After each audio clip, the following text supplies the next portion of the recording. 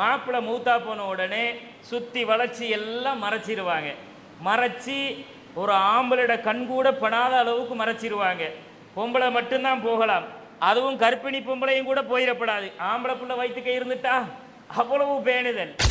திருமணம் முடிக்க அனுமதிக்கப்பட்ட அஜ்னபிகளோடு பேச முடியுமா என்றால் அந்த பேச்சுவார்த்தைக்கு முற்றுமுழுதாக தடை விதிக்கப்பட்டதைப் போல சிலர் என்ன செய்வாங்கண்டா, அது பெண்களுடைய குரல் அவுரத்து, அப்படியெல்லாம் பேச இயலாது, அந்நிய ஆண்கள்கிட்ட பேசக்கூடாது அப்படின்னு முற்றுமுழுதாக தடை செய்து வைத்திருக்கிறார்கள். இன்னும் சிலர் இல்லை, அது அவுரத்தெல்லாம் கிடையாது, தேவை ஏற்பட்டால் பேசத்தான் வேண்டும் அப்படிங்கிற இன்னொரு கருத்தையும் கூறுகிறார்கள். இப்போ இந்த முற்றுமுழுதாகவே தடை, பெண்கள் ஆண்களிடம் பேசக்கூடாது என்றால் அதுக்குரிய ஆதாரங்களை அவர்கள் எடுத்து காட்ட வேண்டும். பெண்ணுடைய குரலை அவுரத்து, அவங்க ஆண்கள் இருக்கிற இடத்துல பேசக்கூடாது என்று அவ்வளவு கட்டன் ரைட்டாக, அது நல்ல எண்ணம் தான். அந்த பேசக்கூடாது ஆண்களோடு என்ற அந்த அஜ்னபி மஹ்ரமி உறவை பேணணும் என்றதில் அவ்வளோ ஒரு ஸ்ட்ரிக்டான ஒரு நிலைப்பாடை கடைபிடிக்கிறது ஒரு நல்ல நோக்கம்தான். ஆனால் அது மார்க்கத்தில் அந்தளவு கடுமை காட்டப்பட்ட ஒரு விஷயமா என்று கேட்டால், இப்போ இஸ்லாமிய மார்க்கத்தில் நீங்கள் இந்த மாதிரி குரல் அவுரத்தா என்பதை தேடி பார்த்தீங்கன்னா, அல்லாஹு தாலா நபிகள் நாயகம் ஸல்லல்லாஹு அலைஹி வஸல்லம் அவர்களுடைய மனைவிமாருக்கு கட்டளையிடும் பொழுது ஃபலா தஹ்லஅன பில் கௌலி, நீங்கள் பேச்சில் நனிலம் காட்ட வேண்டாம் என்று அல்லாஹ் சொல்லுகிறான். பேச்சில் குழஞ்சி பேசாதீங்க, வலிஞ்சி வலிஞ்சி பேசாதீங்க. ஃபயத்ம அல்லதி ஃபி கல்பிஹி மரதுன், அந்த மாதிரி பேசினீங்கண்டா நல்லா இழிக்கிறாவே, வசமாக மாட்டிக்கிருவாவோ அப்படின்னு மனசில் நோயுள்ளவன் லைன் பண்ணுவான். ஆளை நம்ம வலிக்கு எடுத்துக்கிறலாமா அப்படின்னு யோசிப்பான். இந்த மாதிரி உள்ளத்தில் நோய் உள்ளவர்கள் உங்கள் மேலே தப்பான ஆசை கொள்ள இடம்பாடு வந்துவிடும். வகுல்ன கௌலன் மஅரூஃபா, நல்ல வார்த்தையை கட்டன் ரைட்டாக சொல்லி அனுப்பிடுங்கன்னு அல்லாஹ் சொல்லுகிறான். இது அஹ்ஸாப் என்ற அத்தியாயத்தில் 32வது வசனத்தில் வருது. இந்த வசனத்தில் அல்லாஹு தாலா பெண்களுடைய குரல் அவுரத்தாக இருந்திருந்தால் பேசவே கூடாதுன்னு மொத்தமாகவே தடை பண்ணியிருப்பான். ஆனால் இந்த வசனத்தில் அல்லாஹு தாலா சொல்லுகிறான், நீங்கள் பேசணும் என்று தேவை வந்தால் குழஞ்சி வலிஞ்சி வலிந்து பேசாதீங்க. பேச்சை எப்படி பேசுங்கன்னா, வக்குல்ன, நீங்கள் பேச வேண்டும் எப்படி, கௌலம் மஅரூஃபா, தெளிவான வார்த்தைகளை கொண்டு பேசி முடிச்சிடணும் அப்படிங்கிறான் அல்லாஹு தாலா. அப்போ பேச்சுக்கு தடை கிடையாது. பொம்பளைகளுக்கு சொல்லப்பட்ட சட்டம் தான் இது. பேசணும்ன்ற ஒரு தேவை வந்தால் அவன் அஜ்னபியாக இருக்கிறானா, அஜ்னபியோடு பேசுகிறதுக்கு ஒரு தேவை வருகிறதா, ஒரு கொடுக்கல் வாங்கல் செய்யும் போது கடையில் இருப்பாங்க, அல்லது ஏதாவது தேவைகளை கேட்டு வீட்டுக்கு போவாங்க. இப்படி போகும்போது நீங்கள் பேசணும் என்ற ஒரு இடத்திற்கு வந்துவிட்டால், அப்போ நீங்கள் பல்ல காட்டுறது, 32 பல்லும் தெரிகிற அளவுக்கு சிரிக்கிறது, வலிஞ்சி வலிஞ்சி பேசுறது, உட்கார்ந்துட்டு போங்க கொஞ்சம்ங்கிறது, இதெல்லாம் உனக்கு தேவையில்லாத வேலை. வந்தானா என்ன சோழின்னு கேளு, முடிச்சு அனுப்பிடு அப்படிங்கிறது அல்லாஹு தாலா கட்டன் ரைட்டாக நீங்கள் பேசி அனுப்பிடணும் என்ற ஒரு செய்தியை சொல்லுகிறான். அப்போ இதில் அனுமதி இருக்குது. இந்த வசனம் முற்றுமுழுதாக தடை, அது அவுரத்தென்று அல்லாஹு தாலாவும் சொல்லலை. நபிகள் நாயகம் ஸல்லல்லாஹு அலைஹி வஸல்லம் காலத்திலேயே ஆயிஷா ரலியல்லாஹு அன்ஹா அவங்க அறிவிக்கக்கூடிய செய்தியை நீங்கள் நிறைய பார்க்கலாம். அல்லாஹும் குர்ஆனில் சொல்லுகிறான், நீங்கள் ஹிஜாபு பேணி கொள்ளுங்கள். ஹிஜாப்ண்டா ஒரு திரை. நீங்கள் அந்நிய ஆண்களோடு பேசணும்ன்ற ஒரு தேவை வந்தால் மிவ்வரா ஹிஜாப், நீங்கள் திரைக்கு பின்னால் இருந்து அவர்களோடு உரையாடுங்கள், அவங்களோட உரையாடலாம். அப்போ உரையாடுவது என்பது பல விஷயங்களை அவங்க கேட்டிருக்கிறாங்க, சட்டங்களை கேட்டிருக்கிறாங்க, நபிகள் நாயகம் ஸல்லல்லாஹு அலைஹி வஸல்லம் அவர்களுடைய வணக்க வழிபாடுகளை பற்றி கேட்டிருப்பாங்க, ரசூலுல்லாஹ்வுடைய பண்பாடுகளை குறித்து கேட்டிருப்பாங்க. இந்த மாதிரி அன்னை ஆயிஷா ரலியல்லாஹு அன்ஹா அவங்களே பல நபித்தோழர்களுக்கு மார்க்கத்தை படிச்சும் கொடுத்துருக்குறாங்க, படித்து கொடுத்துருக்கு. அப்போ பொம்பளோட குரல் அவுரத்துண்டா அல்லாஹ்வுடைய ரசூலுடைய மனைவிக்கு இந்த செய்தி தெரியாமல் போயிருக்குமா? ஏன் வாப்பா நீங்கள் எங்ககிட்ட வாரீங்க கேட்டு, ஆம்பளைங்க இல்லையா, உமர் இல்லையா, அபூபக்கர் இல்லையா, உஸ்மான் இல்லையா, அலி இல்லையா, அவங்கள்ட்ட போயிட்டு படிக்க வேண்டியதானே திருப்பி அனுப்பியிருக்கலாமா இல்லையா? அப்போ படித்து கொடுத்துருக்குறாங்களே. படித்து கொடுத்துருக்குறாங்கன்னும் பொழுதே பெண்களுடைய குரல் அவுரத் என்ற அந்த சட்டமே கிடையாது. தேவைக்கு படித்து கொடுக்க முடியும். படித்து கொடுக்கறது குற்றமா? மார்க்கத்தை ஆண்களுக்கு மார்க்கத்தை படித்து கொடுக்கலாமா? பொம்பளைகள்னா படித்து கொடுக்கலாமே. இந்த இந்த அந்த செய்திகள், இந்த சம்பவங்கள் தான் அதுக்கு ஆதாரம். அப்போ இந்த செய்திகளும் இந்த வசனங்களும் தேவைக்கு மட்டும் பேசுவதையும், கற்றுக் கொடுப்பதற்கு மட்டும் தன் குரலை வெளிப்படுத்துவதையும், கட்டன்றைட்டாக அந்த விஷயத்தை முடித்து விட்டு போறதையும் தடை பண்ணல. பேசலாம் என்பதற்கு அனுமதி இருக்குது. ஒரு வைத்தியர்கிட்ட போகிறோம், என்னம்மா நோய் அப்படின்னும் போது அப்படிங்களாமா? ஏன் குரல் அவுரத்தா? ஆமாம் குரல் அவுரத்து, பேச மாட்டோம் அப்படின்னா ஓ நோயை எப்படி தீர்க்கலாம்? அப்போ புருஷங்காரனே 24 மணி நேரம் பக்கத்தில் வச்சுக்கிட்டு இருக்கணும். இதெல்லாம் தேவையில்லாத அனாவசியமான சட்டங்களை சமுதாயத்தில் உருவாக்கி வச்சு பெண்களை தண்டை வீட்டுக்குள்ளாலேயே அப்படியே அடைச்சி வைக்கிற மாதிரி ஒரு நிலைமையை உருவாக்கி இருக்கிறாங்க. அதெல்லாம் கிடையாது.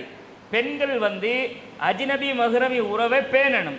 பேச முடியுங்கிறதுக்கு இன்னொரு சான்று தான், அல்லாஹுடைய தூதர் ஸல்லல்லாஹு அலைஹி வஸல்லம் அவங்கள்ட்ட ஒரு பெண்மணி வருவாங்க. யா ரசூலல்லாஹ், என்னுடைய கணவர் இறந்து விட்டார், என் மாப்பிள்ளை மௌத்து. இப்போ என் மாப்பிள்ளையோட தோட்டத்தை நான் தான் போய் கவனிக்க வேண்டி இருக்குது. அந்த தோட்டத்தை போய் கவனிக்கும் போது அதில் இருந்து பேரித்தங்குலைகளை வெட்டி கொண்டு சந்தையில் போட்டு நான் தான் விற்கணும். எனக்கு இது முடியுமா? ஒரு கணவன் மரணித்த பொம்பளை என்ன செய்யணும்? மாப்பிள்ளை மௌத்தா போனால் 4 மாதம் 10 நாள் இத்தா இருக்கணும். அதானே சட்டம். இத்தான்றது நம்மளோட சமுதாயம் எப்படி ஆக்கி வச்சிருக்கிறாங்கன்னா, மாப்பிள்ளை மௌத்தா போன உடனே சுற்றி வளைச்சி எல்லாம் மறைச்சிருவாங்க. மறைச்சி ஒரு ஆம்பளோட கண்கூட படாத அளவுக்கு மறைச்சிருவாங்க. பொம்பளை மட்டும்தான் போகலாம். அதுவும் கர்ப்பிணி பொம்பளையும் கூட போயிடப்படாது. ஆம்பளை பிள்ளை வயிற்றுக்க இருந்துட்டா அவ்வளவு பேணுதல். ஆனால் வாழ்க்கையில் மாப்பிள்ளை மௌத்தாகிறதுக்கு முன்னாடி இந்த பேணுதல் எல்லாம் இருந்திருக்காது. மௌத்தா போன உடனே இத்தாவுடைய பேரில் இவ்வளவு சடங்குகளையும் சம்பிரதாயங்களையும் மூடத்தனமாக அரங்கேற்றுவாங்க. இப்போ இந்த மாதிரி இத்தாவுடைய காலத்தில் இருக்கக்கூடிய ஒரு பெண்மணி தான் ரசூல் ஸல்லல்லாஹு அலைஹி வஸல்லம் அவங்கள்ட்ட வராங்க. மாப்பிள்ளையார் மௌத்து, நான் என்ன யாரை சொல்ல பண்ணேன், தோட்டத்துக்கு நான் தான் போகணும், அங்கே பேரித்தங்குலைகளை நான் தான் வெட்டிக்கிட்டு சந்தையில் போடணும், விற்கணும், ஏன்னா எனக்கு புள்ள குட்டி இருக்குது, அவங்கள வளர்க்கணும் அப்படின்னு கேட்குறாங்க. நபிகள் நாயகம் ஸல்லல்லாஹு அலைஹி வஸல்லம் என்ன சொல்லியிருக்கணும்?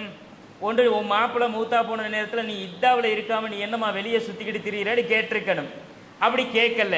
அப்போ இத்தான்றது வேற, நாம நினைத்திருக்கிற இத்தா வேறு, இஸ்லாம் சொல்லக்கூடிய இத்தா என்பது வேறு. இத்தா என்பது திருமணம் முடிக்கக்கூடாது, அலங்கரிக்கக்கூடாது, வண்ண வண்ண ஆடைகளை அணியக்கூடாது, குறிப்பிட்ட அந்த நாட்களுக்கு திருமணம் முடிக்கக்கூடாது. இவ்வளவுதான் தடை செய்யப்பட்டுருச்சு. அப்போ அவங்க அந்த காலத்தில் வெளியே போகக்கூடாதா? தேவைப்பட்டால் அடுத்தவர்களோட பேசக்கூடாதா? பேசலாம், வெளியே போகலாம், தேவைகளை நிறைவேற்றலாம். ஆனால் நம்மளோட சமுதாயம் வீட்டுக்கே அடைஞ்சிருந்துரு அப்படின்னு ரூமில் போட்டு பூட்டின மாதிரி வீட்டுக்குள்ளே வச்சு இத்தாவை அனுஷ்டிக்கிறத பார்க்குறோம். ஒரு ஆம்பளை கண்டுட்டாலும் அதோட முடிஞ்சு இத்தா என்ன செஞ்சுட்டு பாத்தில் ஆயிடுச்சு. குளிப்பாட்டி செலவாத்து சொல்லி குளிப்பாட்டி களிமா சொல்லி கொடுத்து திரும்ப கொண்டு போயிட்டு முதல் நாளில் இருந்து இப்படி இத்தா அனுஷ்டிக்கிற சமுதாயம். இது இத்தா கிடையாது, இது மூடப்பழக்க வழக்கங்கள். அப்போ அந்த பொம்பளை கேட்டாங்க தானே, அல்லாஹுடைய ரசூலோடு பேசி இருக்கிறாங்க. சரி, அந்த பேசிய பெண்மணி என்ன பண்ணினாங்க? நான் தோட்டத்தில் இருந்து பேரித்தம்பளத்தை கொண்டு சந்தையில் போட்டு தான் விற்கணும். சந்தையில் போட்டு விற்கிறதா இருந்தால் சந்தைக்கு பொம்பளை மட்டுமா வருவாங்க? ஆம்பளைகள் தானே வருவாங்க. ஆம்பளைகள் வந்தால் இது எவ்வளவுமான்னு கேட்டால் சொல்லத்தானே வேணும், விலை பேசத்தானே வேணும், கொடுக்கல் வாங்கல் செய்யத்தானே வேணும், ஆண் பெண்ணை அந்த பெண் ஆணை பார்க்கத்தானே வேணும்.